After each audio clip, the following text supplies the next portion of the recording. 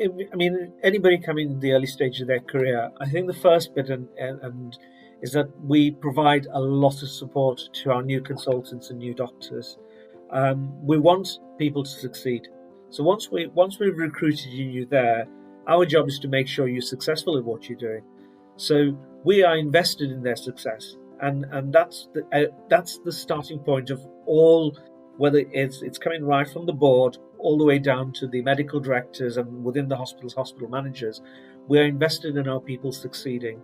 And as a new consultant, knowing that your employer has that level of investment in you already at the start, right from the very beginning, when you arrive at your new job, you're met by a medical director to do your induction.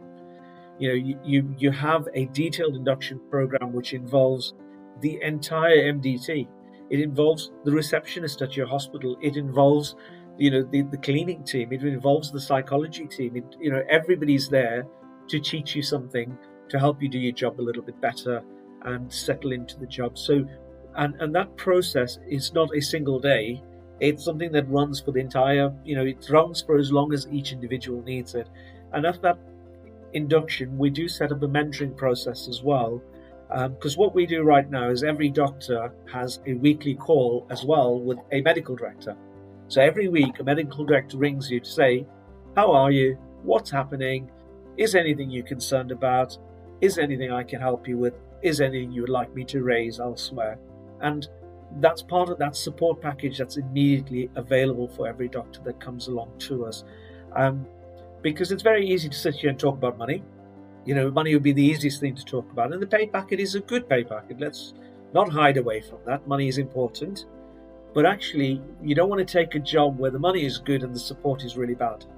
And this is why I would always be talking to any new doctor and new consultant. We are going to support you. We are going to make you better at what you do already. You're already great because we've looked at your CV. We've interviewed you. We think you're very capable of the job. But we want to make you successful now at what you're doing. And and there's lots of other little bits in the package. We can talk about the pension. The pension's got, when I started 9 years ago and what we got now, the pension's actually, got really, really good over the 9 years. The company has invested in us as doctors. And this is a big worry for new consultants because the NHS has always had that thing as a statutory body. The pension has been their selling point.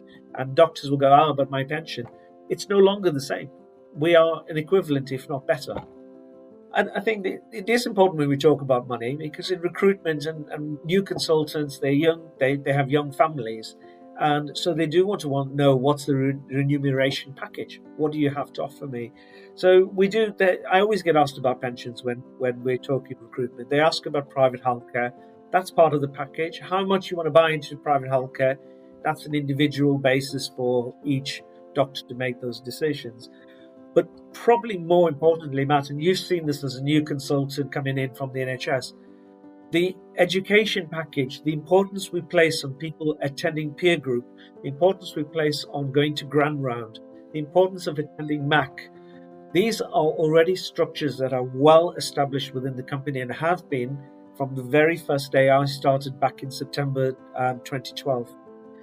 So I don't know, Matt, you probably, because you've come into it, and I've been part of it. I don't know if you want to talk about that maybe. You know what? In the NHS, I was sometimes worried that I was not going to have enough attendances at peer group for my appraisal, for revalidation.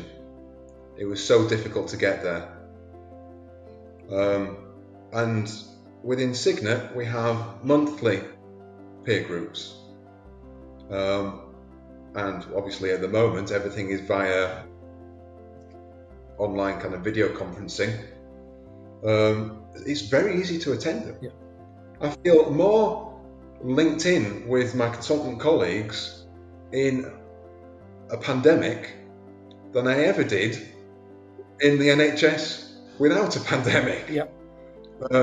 We have the grand rounds, the weekly catch up with the medical directors. I'm a medical director, so I catch up with the people who I manage.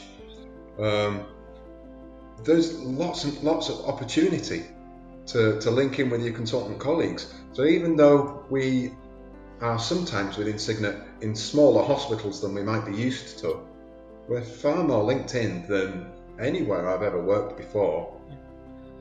But interestingly, Matt, as well, that one of the things, and one of my newer consultants who's just joined my sort of management group, said, just with the mandatory training that you offer and the peer group and the grand round, I don't really need to, I can achieve all my 50 CPD points. That 50 CPD points for a psychiatrist is a big thing. You know, the Royal College sets the standard. And we can achieve that within the company. And there are very, very few companies that offer that. That is absolutely true.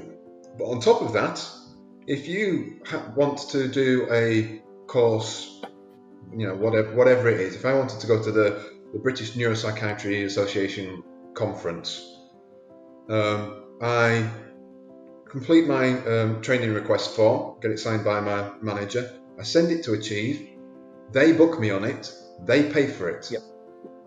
There's no, I pay for it first and then I submit my claim to be reimbursed for it. It's just so much more straightforward. Yeah. And for new doctors, knowing they're going to get their continuing professional development is such an important part, because that they are going to be worried. You know, the NHS has always had the established reputation, and coming across to a new organisation, there will be that fear. But what we have is very, very clear, you know, and they're told right at the outset, you know, these meetings, the peer groups, the grand round, these are mandatory attendance. So we're giving you the time to go and meet your professional needs. And that's not the case. You know, quite often in other places, people have to do a lot of their professional development on their own time. Here, it's within companies. So Wednesday mornings, first Wednesday of every month, the doctors are freed up to be able to attend their peer group. The third Wednesday of the month, doctors are freed up for the afternoon to attend grand round. This is all just naturally built in. The appraisal system is solid as well. You know, we have Rebecca, who's the admin, you know, and she keeps us on our toes. We make sure we've got plenty of appraisers, you know, people having their appraisals appropriately, and if there are concerns and people are worried about appraisal, we get involved immediately and support them with that. So there's just something going on all the time for doctors, really. Yeah. And the responsible officer is very much involved. Yes. I had a conversation not so long ago with the responsible officer, because I'm an appraiser, checking up on how things are going with the appraisal process. Did I have any concerns? I was an appraiser for 5 years in the NHS, never spoke to the responsible officer. So the people just seem to be a lot more involved in Cygnet. And some people might say, oh, you know, isn't that being micromanaged? And it isn't. What it is that, you know, if you want to raise something, people are always willing to listen. And not only that, they come to you to say, are you concerned about anything? And that's about that open culture.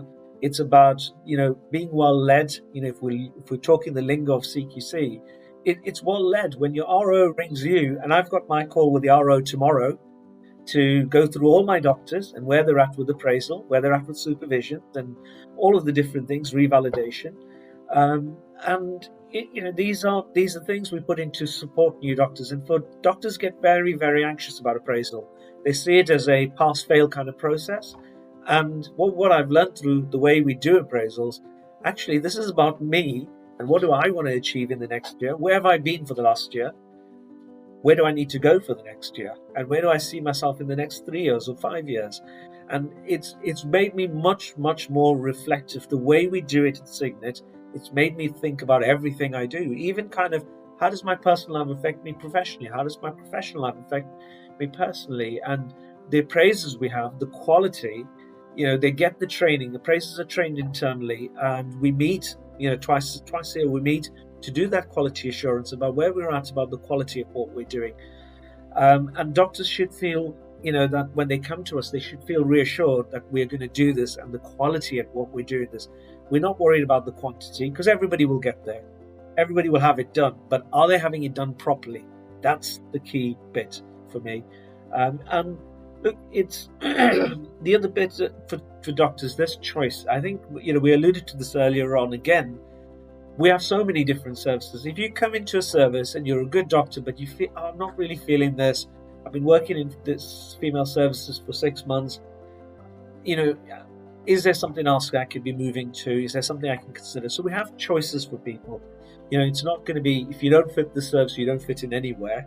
It's choice. And I've found that Cygnet, as an independent sector provider, is so much more flexible about what it can do to make sure that you've got the right job, you've got the right offer, the things are there to support you.